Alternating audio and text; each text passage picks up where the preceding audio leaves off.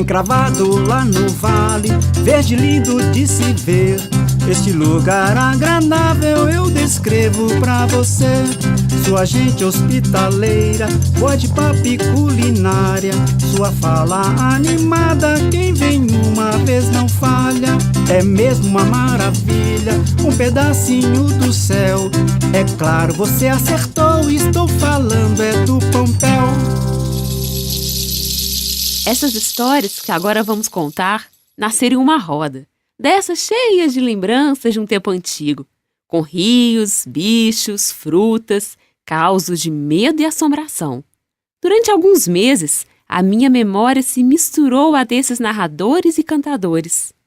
E como em uma viagem de trem ou de ônibus, fomos parar no exato momento em que os fazendeiros foram atacados pelos índios Cuiabá e, ao correrem capoeira adentro, gritaram: "Fiquem com o chapéu!" Frase trazida pelo vento que, na boca do povo, logo virou: "Fiquem no Pompéu!" Ah, era assim que contava a vovó Gorda. Memórias que não estão apenas nos livros. Elas ainda são contadas pelas arquiteturas das casas e ruas, pelas minas e rios escondidos entre as montanhas, pela voz dos mais antigos que ainda contam com detalhes o que se passou por aqui no Pompéu, um pequeno guardião de nossa memória, bairro rural de Mestre Caetano, a 5 quilômetros do centro de Sabará, nessas Minas Gerais. Há muitos e muitos anos, quando o rio passava calmamente os seus peixes em águas cristalinas, esse lugar nem tinha nome. Foi com o aparecimento do ouro em toda a região do Sabarabuçu, a partir do século XVII, que o pequeno povoado começou a se formar. Alguns dão conta de que as terras pertenceram a um certo coronel José Pompéu, que comandava minas de ouro por aqui. Outros suspeitam que o padre paulista Guilherme Pompéu, também minerador, foi quem legou seu nome ao povoado. O fato é que em torno do ouro o arraial se desenvolveu. Anos mais tarde, já em fins do século XIX, a Companhia de Mineração Morro Velho se instalou na região, trazendo casas para abrigar operários e famílias, casarão em estilo colonial para funcionar como hospital, comércio ativo, armazéns, lojas de todo tipo. A Central do Brasil operou por aqui uma estação de trem para o ir e vir entre Sabará e Caeté. E a vida cultural também era intensa naquela época. Bandas de música, grupo de congado, festas religiosas e tradicionais. Mas não é que a mineradora logo fechou as portas e foi levar suas atividades para outros lugares? Ela voltaria, anos depois, a operar na região. Mas, nesse meio tempo, o que trouxe algum movimento para o Pompéu foi o fornecimento de minério de ferro e o plantio de eucaliptos para abastecer os altos fornos da Belgo-Mineira. Os funcionários das empresas foram acolhidos em novas casinhas de madeira, formando as localidades de Segredo e Córrego do Meio. Uma gente que acabou ficando por aqui, mesmo depois do fechamento das empresas. E por isso ainda podemos ouvir muitos causos dessa época. É só entrar numa casa ou outra, puxar um banquinho e aceitar o café. Os moradores vão contando as histórias do campo de futebol que virou loteamento, das pessoas que começaram a construir suas casas em lotes bem grandes e que mais tarde deram lugar à construção das casas dos filhos, dos netos e assim por diante. E Pompéu foi crescendo, sem perder o sentimento de família, de comunidade. Um povoado com as portas sempre abertas. Gente subindo e descendo ladeiras. O restaurante Moinho d'Água, o Alambique e o restaurante JP. A capelinha de Santo Antônio, que já virou cartão de visita da comunidade. As coroações de Nossa Senhora, feitas à luz de velas e ao som do violino do Senhor Vicente, que acompanhava a ladainha cantada em latim, todos os dias do mês de maio. As brincadeiras de roda e de passar anel, a festa do padroeiro. Isto sim é lembrança boa de cada morador sobre a nossa capela. Outra lembrança boa é a Paradinha do Pompéu. Uma cobertura pequena, construída com 4 esteios de ferro e algumas folhas de zinco. Era ali que o povo se reunia para ver o trem passar. E enquanto ele não vinha, jogavam peteca, bola, passavam anel. Ali nasceram amizades que duram até hoje, namoros que viraram casamentos. Isso sem falar nos bailes, com o som do toca-discos ou embalados pela banda composta pelo senhor Bené Sanfona, sua esposa Dona Sinhá e os filhos José Malta, Divino, Cleusa e Cleia. É tanta história para contar. Esse é só um pedacinho das memórias do Pompéu. E para que suas histórias continuem sendo contadas por vários anos, pedimos licença e apresentamos essas vozes que se entrelaçam por Minas Gerais, narrando e cantando um Brasil de prosa, memória e poesia.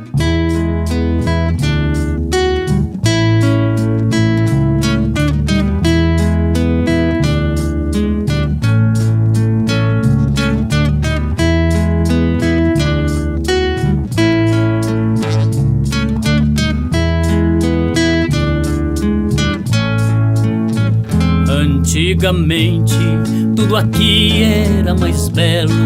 Tinha um ipê amarelo carregadinho de flor.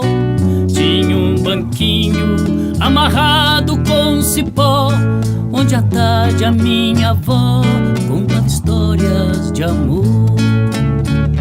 E era lindo toda noite na capela.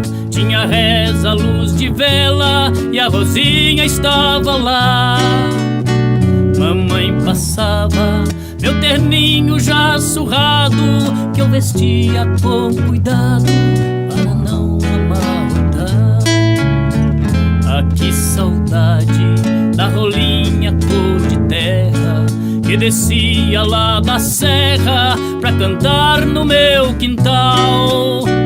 E do gramado, onde hoje é uma praça, para mim bem mais sem graça, com seus bancos de cristal. Mas como disse o doutor lá da cidade, com a tal de eletricidade o progresso vai chegar. E o progresso chegou assim de repente, roubando o tempo que a gente reservava pra se amar. Mas como disse o doutor lá da cidade, com a tal de eletricidade o progresso vai chegar. E o progresso chegou assim de repente, roubando o tempo que a gente reservava pra se amar.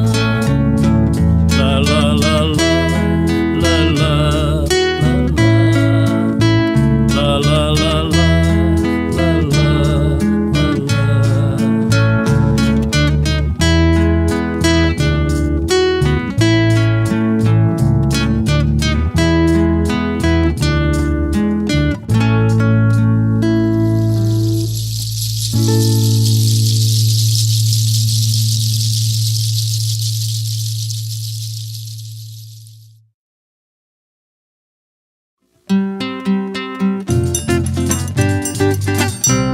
Vamos contar uma história, caso de arrepiar.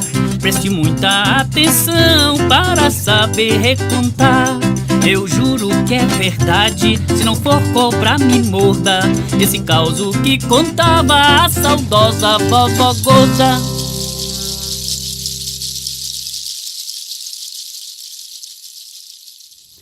Era uma vez uma senhora gorda, bonachona e de muito boa prosa. Mascava fumo e dizia ter convivido com alguns escravos no seu tempo de infância. Seu nome de nascença era Maria Feliciana, mas era chamada carinhosamente pelos moradores de Pompéu de Vovó Gorda. Vovó Gorda era parteira. Todo mundo sabe o que faz uma parteira? Ah, pois eu explico. No tempo de Vovó Gorda, ainda não tinha maternidade. E mesmo que tivesse, não adiantaria muito, pois não havia estradas em Pompéu. Os caminhos para se chegar às casas das pessoas eram tudo estreitinho e somente dava para passar com cavalos. Daí, quando as mamães estavam para ganhar neném, Vovó Gorda era chamada para ajudar. Se era perto, ela ia a pé. Se era longe, ia a cavalo, mas nunca deixou de ir. Era ela que cortava o umbigo da criança, que fazia sopa de galinha para alimentar a mãe. E só depois de tudo resolvido é que ia embora. Assim, no Pompéu, muitas crianças daquele tempo passaram pelas mãos dela. Vovó Gorda sabia histórias encantadas e de muita sabedoria da gente de sua época. À tarde, na cadeira de balanço de sua casa, ela mascava seu fumo de rolo e contava histórias que tinha ouvido, ou até mesmo causos que aconteceram com ela, como este daqui. Ouçam só. Um dia, há muitos anos, apareceu pelo Pompéu um andarilho maltrapilho e faminto. Ele era bem velhinho e dizia se chamar Somundico, pois ele chegou em Pompéu e foi bater exatamente na casa da vovó Gorda para pedir comida. Sempre generosa, vovó Gorda preparou um bom prato de comida. Somundico não deixou no prato nem um grãozinho de arroz e ficou tão satisfeito que se ofereceu para limpar o jardim como prova de gratidão. Vovó Gorda respondeu que não precisava e que a comida era um agrado. Mesmo assim, Somundico insistiu tanto que ela acabou deixando. Quando terminou, vovó Gorda ficou tão satisfeita com o serviço que perguntou ao seu Mundico se ele não queria ficar mais uns dias e reformar toda a sua horta, que andava cheia de mato. Somundico topou na hora. Vovó Gorda arrumou para ele um quartinho que ficava nos fundos da casa e combinaram que no outro dia ele começaria o serviço.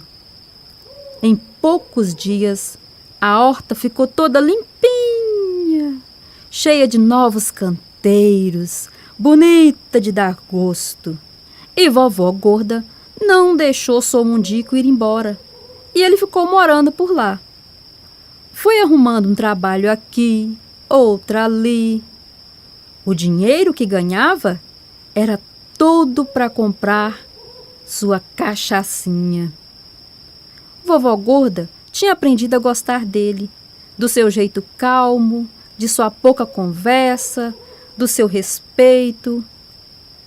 Até que um dia, Somundico ficou bem doente, de cama, e não tinha mais condições de ir à venda para comprar pinga. Mas ele continuava bebendo. E a vovó Gorda ficava se perguntando: quem será que traz pinga para o Somundico? Até que um dia não se aguentou e perguntou isso para ele. Somundico ficou meio sem jeito de contar. Mas como vovó Gorda era muito boa para ele, não teve jeito e acabou contando um segredo. Já tem mesmo algum tempo que eu não vou à venda, mas não carece de ninguém lá pra mim não. É que eu fui tantas vezes lá pra buscar cachaça que minha cabacinha sabe o caminho direitinho. Vovó Gorda achou aquilo muito esquisito e perguntou: como assim, Mundico? Eu já combinei com o Sr. Lindolfo. Eu mando a cabacinha e ele enche de pinga e devolve. Depois eu mando o dinheiro. Neste momento, escutaram um barulho nas folhas secas em volta do barraco. Mundico falou para vovó Gorda: olha só, é ela! Vovó Gorda não acreditou. A cabacinha destas, feita com abóbora d'água seca, rodopiando como um peão, entrou pelo barracão adentro. Mundico a pegou, desarrolhou, tomou um gole e a colocou debaixo da cama, sob o susto de vovó Gorda. Mundico pediu a ela que não contasse aquilo para ninguém. Era um segredo dele e de Sr. Lindolfo. E agora dela também. Passaram-se os dias. Mundico, cada dia pior. Até que num domingo pela manhã, vovó Gorda foi levar o almoço e, imaginem, já o encontrou morto. pagou um enterro digno e chorou pelo amigo perdido. Mas não é que uma semana depois, um moleque falou para a vovó gorda que a alma de seu Mundico tinha ficado lá no quarto. Pois ao passar pelo barraco, à noite, escutou barulho lá dentro. Vovó gorda, que não era mulher de ter medo e nem acreditava em alma de outro mundo, armou-se de uma lamparina e já bem tarde da noite foi lá no barraco.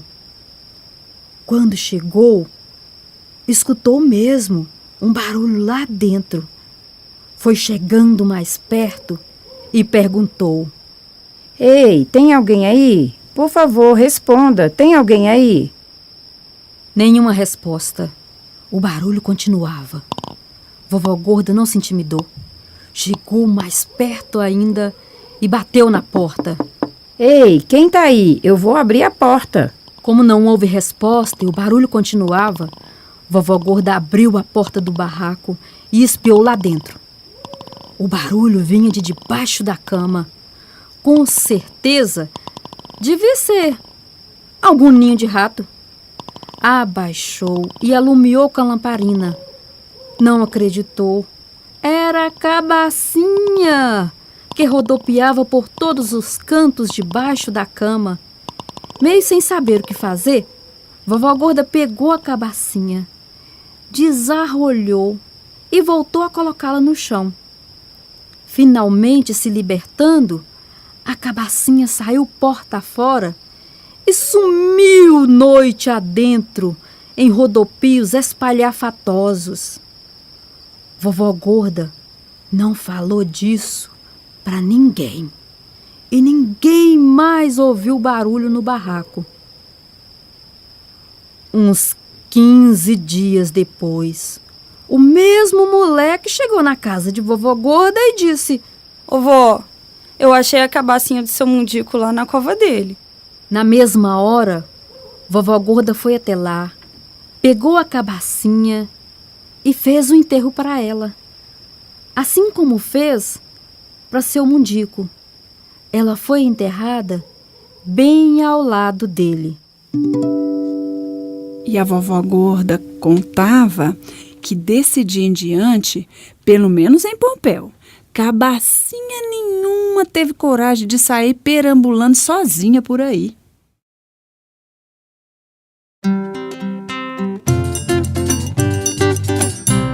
De outubro a novembro é prazer que não se acaba, pois é tempo de chupar a gostosa jabuticaba. Não é só o ora pro nobis que faz o Pompéu ser chique. A cachaça JP é feita em nosso alambique. Um costume muito antigo nos dá um ar de mistério. Em volta da capela fica nosso cemitério. Tem gente que vem de longe, gente rica e gente pobre, atraídos pela fama do gostoso ora pro nobis.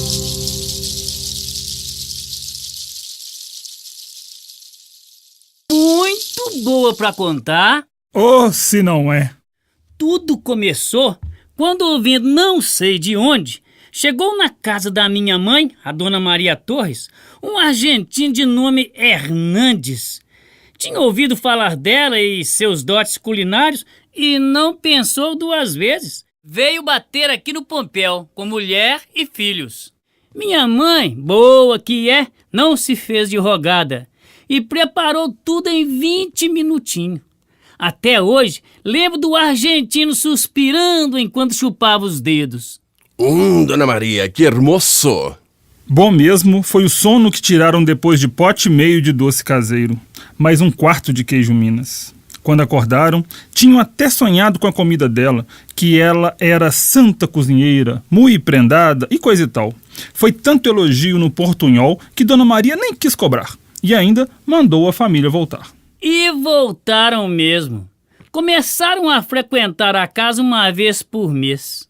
Depois, quinzenalmente. E por fim, nos finais de semana, feriados e dias santos. Sempre traziam alguma coisa. Um presente, um tipo de carne, um vinho. Hernandes dizia ter uma firma de envelhecimento de móveis em Belo Horizonte e que aqui era um refúgio. E foi um dia por aqui que, enquanto palitava os dentes, ele mesmo teve lá uma ideia que considerou brilhante, sensacional. Dona Maria, eu tive uma ideia assim, fantástica. Se a senhora permite, nós sabemos de criar marrecos aqui em seu sítio. Eu trago os marrequitos, uno de astúcias, e nós outros soltamos eles por aí. Com tanta terra, com tanta água, não vai haver necessidade de ração. Quando eles estiverem no ponto para a panela, a gente almoça e traz outra turminha. Assim nós outros nos quedamos sem graça de ficar comendo de graça aqui todo o fim de semana. Dona Maria, verdade seja dita, não achou muita graça na proposta, mas vai discutir com o argentino. Acabou aceitando. Daí a uma semana chegou Hernandes, em uma caminhonete totalmente abarrotada de caixas de papelão cheias de marrequinhos. Hernandes de Deus, você tá doido? Sabe o que passa, Dona Maria? É que eu fui ao mercado e, por acaso, os marrecos estavam em oferta.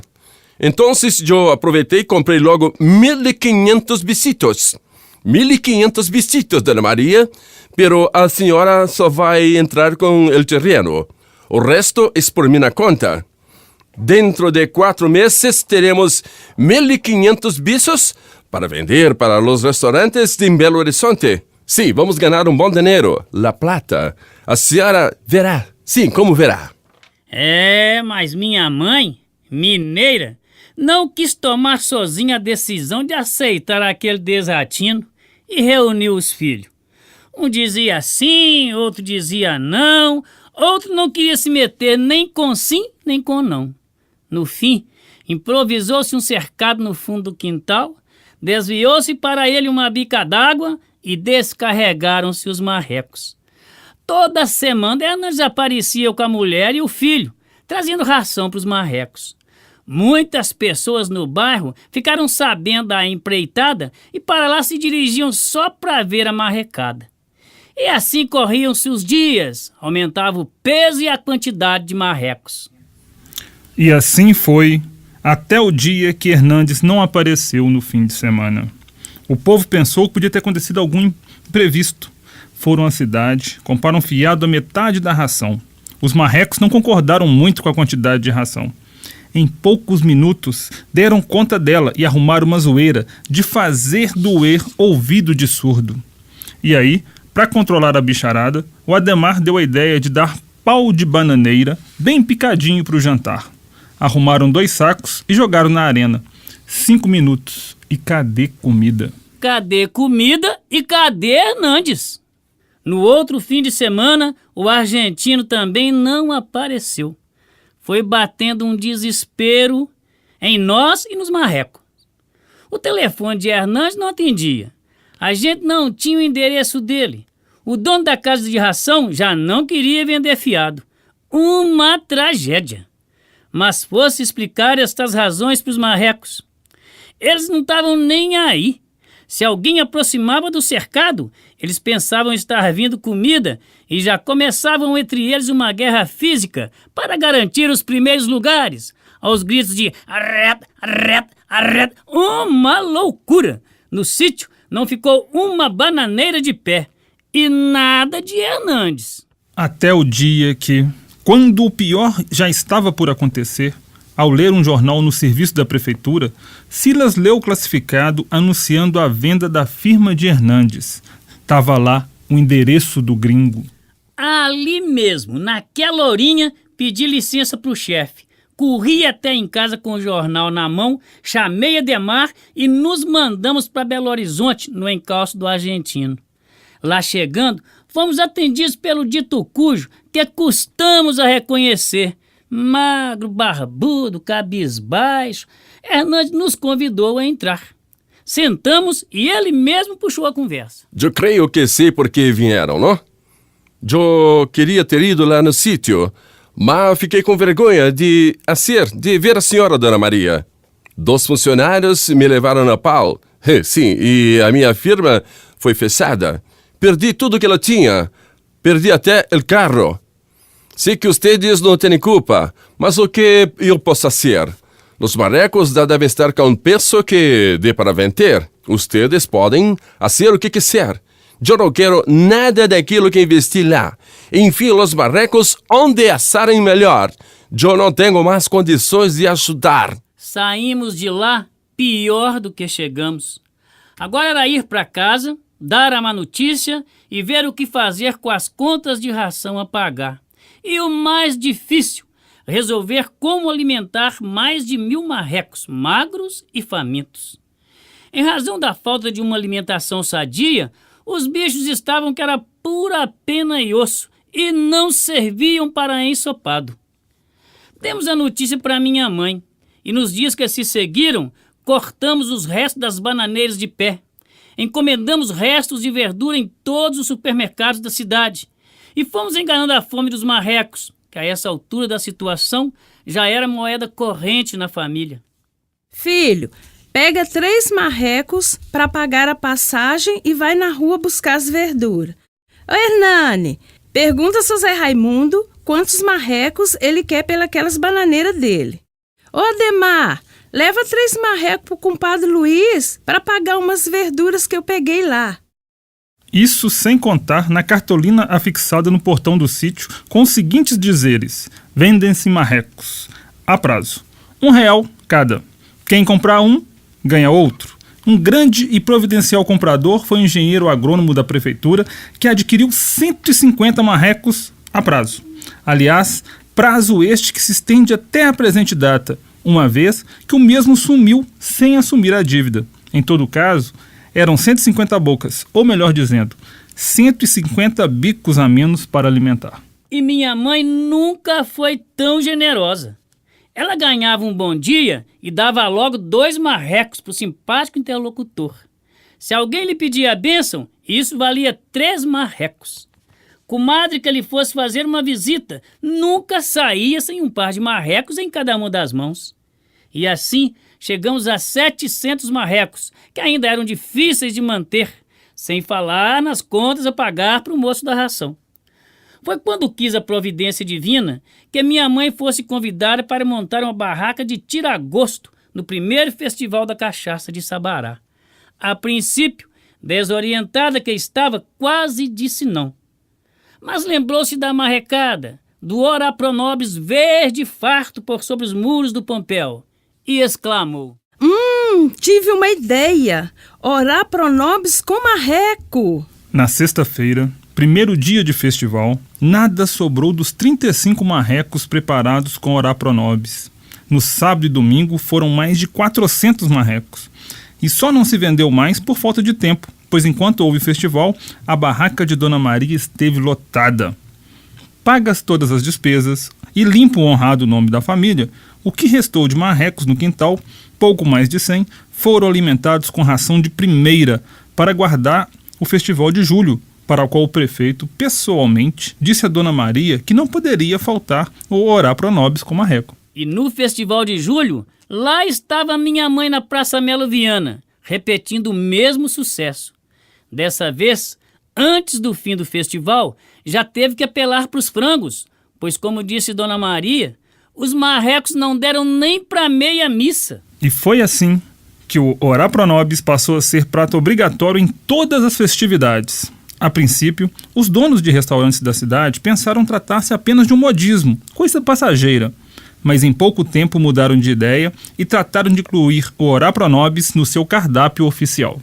Nos fins de semana, era comum que famílias inteiras chegassem no Pompéu procurando minha mãe e pedindo que ela fizesse o prato mais famoso desta terra. Ô, Dona Maria, eu trouxe os funcionários da empresa para comer marreco com orá pro nobis.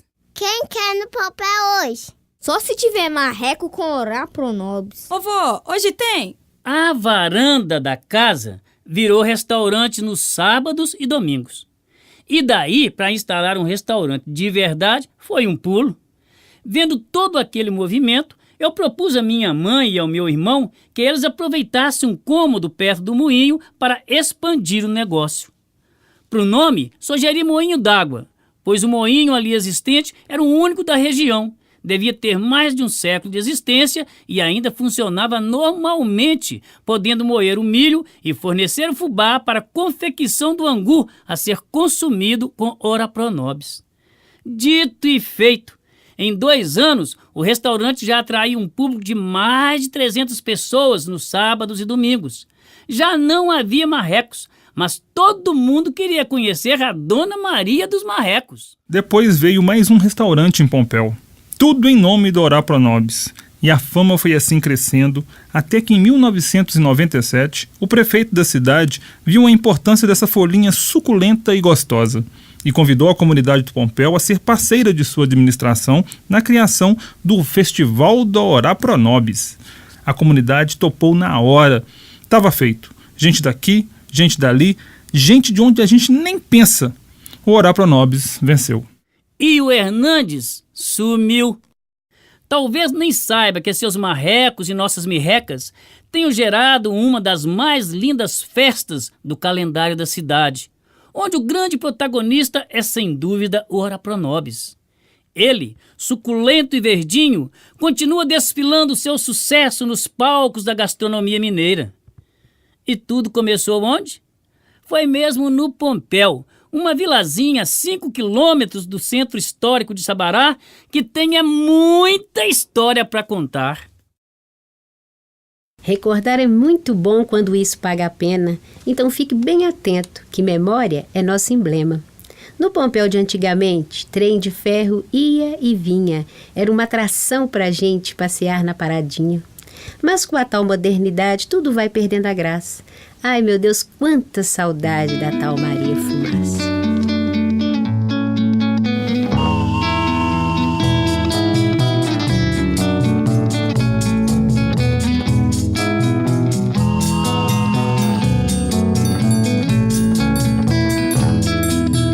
Lá vem a locomotiva, lá vem o trem, como a serpente em zigue-zague no vai e vem.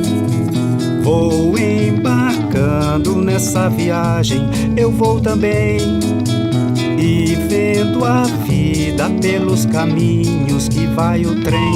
Olha o menino de calça curta, correndo alegre de pé no chão. Parece até que pulou de mim, pra viver assim sem afobação. Rompendo terras, movendo serras, por mim passar. Ali embaixo passa um riacho, já pesquei lá. Num túnel escuro de desconjuro, escuridão. De novo a luz e a alegria em meu coração. Um bem te vi, quase que me viu, mas o trem partiu na horinha H. Não fica triste, meu passarinho, volta pro ninho que eu vou voltar. Roupas dançando ao som do vento lá no varal. Um abacateiro espalhando sombra pelo quintal. Fumaça azul de uma chaminé lembra a comunhão. Broa, café e queijo, bule passando de mão em mão. Aê, pipoca, amendoim, bala de goma, quem quer comprar? Olha, seu moço, tô sem almoço, um sanduíche me traga já. Ao longe aviso minha estação e o povo a esperar. Também apita meu coração, pois lá ela está. Já vai partindo a locomotiva, já vai o trem, como a serpente em zigue-zague, não vai e vem, vai, vem, vai, vem, vai, vem, vai, vem, vai, vem. La la la la la la la la la la la la la la la la la la la. La la la la la la la la la la la la la la la la la la la. La la la la la la la la la la la la la la la la la la la. La la la la la la la la la la la la la la la la la la la.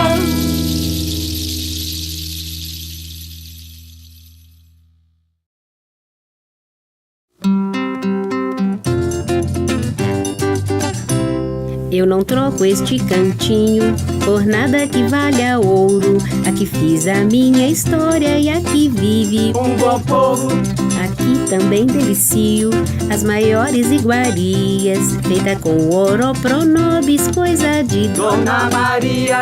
E por falar no meu povo, vale a pena recordar os tipos ditos folclóricos da história desse lugar. Então já vou começar. Fique atenta, minha gente. Eu dou dicas, você lembra e a gente segue em frente. Chapelão e paletó, calça sempre pega frango, punha asas em canecos, nosso cidadão de Jango. João Faustino aqui chegou e com muita fidalguia trabalhava dia e noite em sua sapataria. Tudo vai se transformando, a vida é um vai e vem. Onde hoje é a escola, funcionava um armazém. Fogueteiro oficial nas festas de todo ano, marido da vovó gorda era o Raimundo Feliciano. Baianas de nascença vieram pra aqui um dia. Uma se chamava Anita e a outra era Maria. Tão magro era o coitado que mais parecia um grilo, por isso era chamado pelo povo de meio quilo. Sabia capinar, roçar e plantar com arte, e gostava de namorar o danado do Stuart. Nossos bailes tinham brilho em todo final de semana.